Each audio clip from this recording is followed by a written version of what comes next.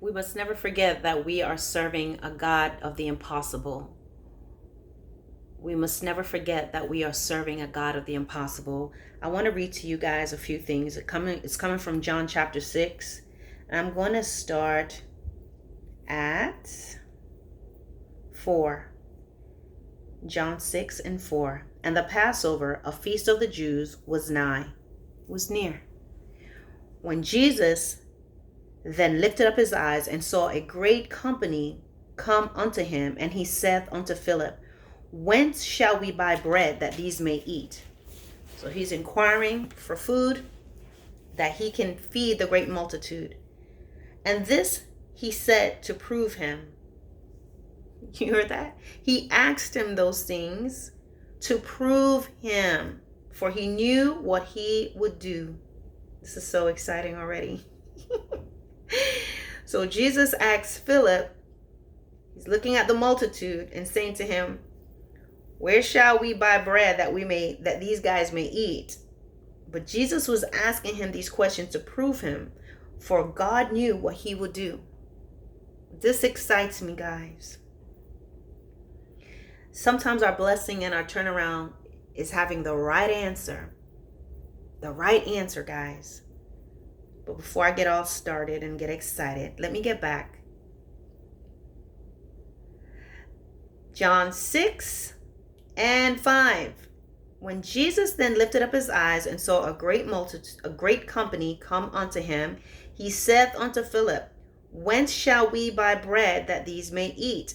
And this he said to prove him, for he himself knew what he would do. Philip answered him, 200 pennyworth of bread is not sufficient for them, that every one of them may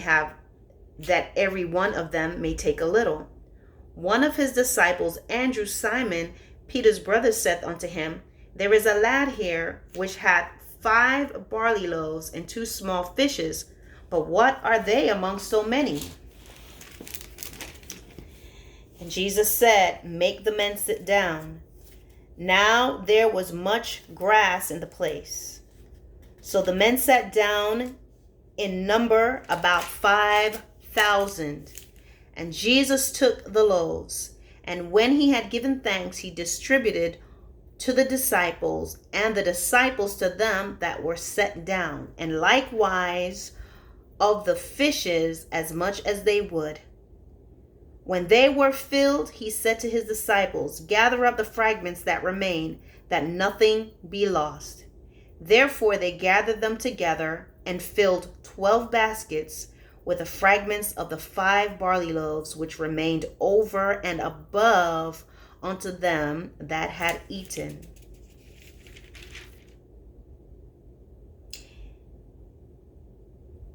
This young boy had 5 loaves of bread and 2 small fish, and this was able to feed 5,000 plus people with more left over. How is this possible?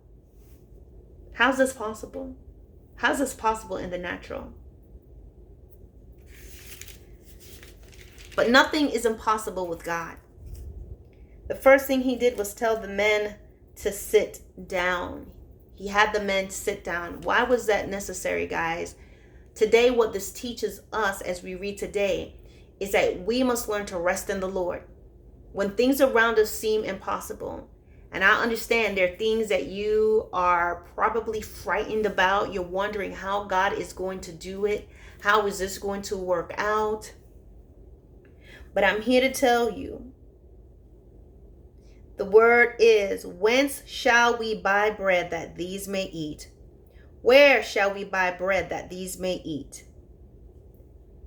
Guys, that question is like a preposition for the miracle of God. You know, God may speak to you and then you're about your situation, but all you're telling God is what you don't have and how you don't see the way. But my brothers and sisters, what God wants us to do is to rest in him.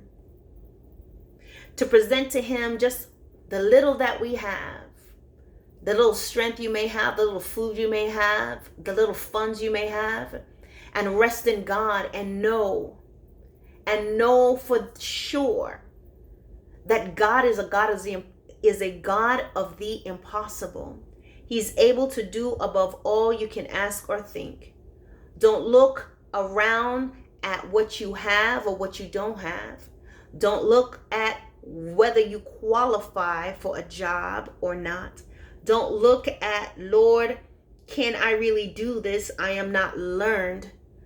But I want you to trust God with the little. Your little qualification, your little education, your little funds, your little experience in preaching and teaching, if any. And know that God is able to do more than you can ask or think. God already knew in his head what he's going to do. And sometimes God will talk to you or listen to you talking to him. But in his head, he already knows what he is going to do. But oh, if you can only have faith to give to him whatever you see as scarce or not enough or insufficient, and rest and trust him